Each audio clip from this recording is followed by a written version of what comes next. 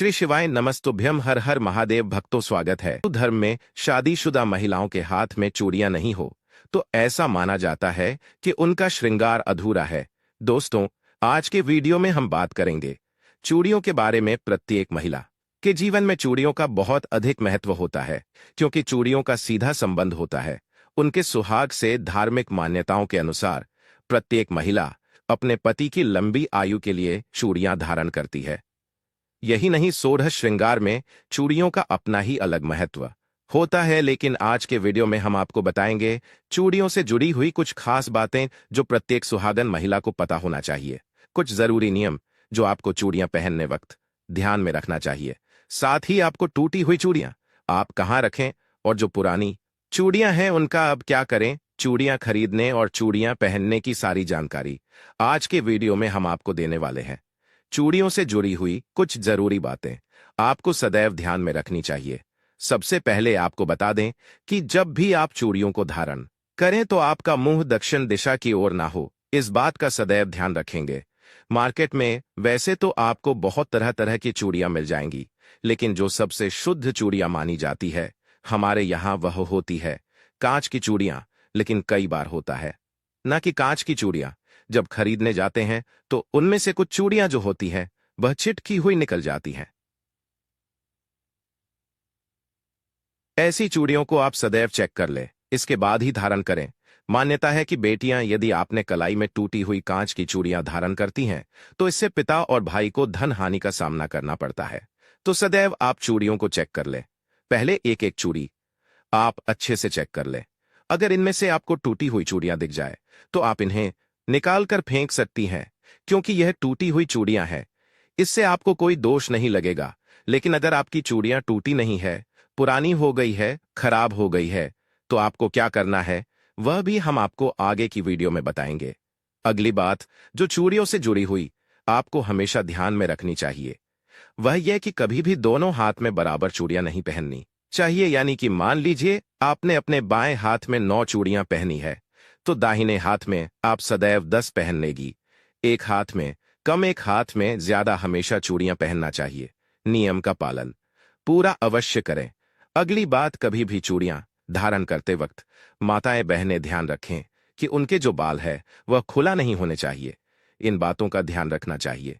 लेकिन यदि आपके बाल छोटे हैं, आप हमेशा बाल खोलकर रखते हैं, बांध कर नहीं रखते हैं, तो ऐसे में आप क्या करें, आप अपने सर पर पल्लू कर लें। इसके बाद ही आप चूड़ियों को धारण करें। अगली बात करेंगे सोने की चूड़ियों के बारे में। कभी भी किसी भी महिला को सोने की चूड़ियां एक ही हाथ में धारण नहीं करनी चाहिए। कई बार ऐसा देखा जाता है कि महिलाएं एक हाथ में सोने की चूड़ियां पहन लेती हैं और दूसरे हाथ में ब्रेसलेट या हाथ में घड़ी पहन लेती हैं, जबकि ऐसा कभी भी नहीं करना चाहिए। आप जब भी सोने की चूड़ियां पहने तो दोनों हाथ में अवश्य पहने। अब बात करेंगे शाखा पॉल या कंगन के बारे में। तो यह जो सुहाग की निशानी होती है, इसके साथ भी एक बहुत ही जरूरी नियम होता है जो मैं आपको बताऊंगा जब भी आप सिंदूर लगाएं। तो मैं आपको बताऊंगा जब भी आप सिंदूर लगाएं, जब आप सिंदूर धारण करते वक्त आपकी उंगली में जो सिंदूर का हिस्सा थोड़ा सा बच जाता है वह सिंदूर आप इस शाखा पोल या कंगन में लगा लें। ऐसा कहा जाता है कि इससे सुहाग की उम्र बढ़ती है। तो इस बात का ध्यान रखें। जो भी माताएं हमारी शाखा पॉल धारण करती हैं वह नियम अवश्य करें। दूसरी बात, चूड़ियां अपने आप में सुहाग की निशानी है। अगर आपको बहुत ज्यादा चूड़ियां पहनने से आपको कोई दिक्कत है, चूड़ियां पहनने से जिन्हें एलर्जी हो जाती है, तो अगर आप बहुत ज्यादा चूड़ियां नहीं पहन सकती तो आप शाखा पॉल अवश्य धारण करें। इसके बाद आप चाहे तो 2 चूड़ियां हाथ में लगा सकते हैं, और अगर नहीं भी लगती है तो यह अशुभ नहीं माना जाता। अगली बात, मान लीजिए कि आपने अपने हाथों में बहुत ही सुंदर सुंदर चूड़ियां धारण कर रखी हैं और तभी आपके घर में कोई अशुभ समाचार आ जाता है। अशुभ समाचार बोलने का मतलब किसी के मरने की खबर आ जाती है। तो ऐसे में आप इन चूड़ियों को दोबारा कभी भी किसी भी पूजा पाठ में नहीं पहननी चाहिए।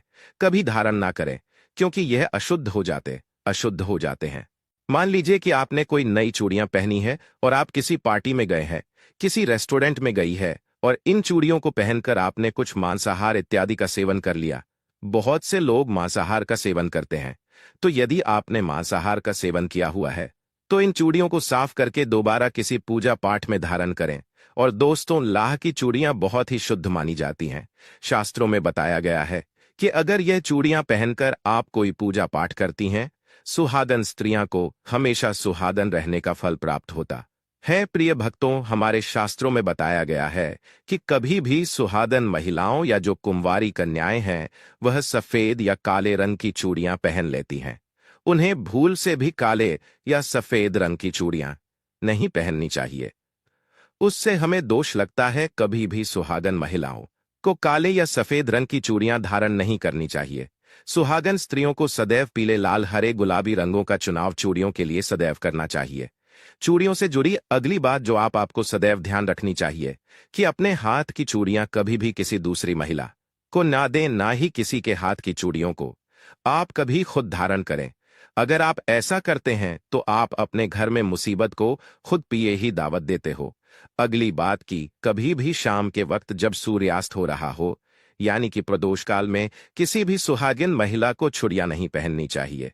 आप रात में धारण करें, लेकिन सूर्यास्त के समय कभी भी आपको यह कार्य नहीं करना है। एक सुहागिन महिला का हाथ कभी भी एक पल के लिए भी सुना नहीं होना चाहिए। यह बहुत ही अशुभ होता है। इसलिए जब भी आप चूड़ियां बदले तो आप इस तरीके से अपने हाथ में एक दुपट्टा लपेट लें। इसके बाद आप चूड़ियां बदलें। क्योंकि चूड़ियां जब हम उतारते हैं तो हाथ सूना हो जाता है। अगर दुपट्टा नहीं लपेट सकते तो आप रंगीन धागा लपेट लें, लेकिन पूरे हाथ को सूना कभी भी नहीं रखना है। अगली बात, मान लीजिए आपको कोई नई चूड़ी लेनी है। आप सोच रहे हैं कि चूड़ियां पुरानी हो गई हैं। आपको नई चूड़ियां लेनी है तो इसे आप मंगलवार के दिन ना लें। अगर आपके द्वारा संभव हो तो अब शुक्रवार के दिन चूड़ियां लें। यह बहुत ही शुभ होता है। लेकिन मंगलवार के दिन कभी भी चूड़ियों की खरीदारी ना करें। अब बात करेंगे पुरानी चूड़ियों के बारे में। मान लीजिए कि आपकी जो चूड़ियां हैं वह पुरानी हो गई हैं, जो टूट गई हैं।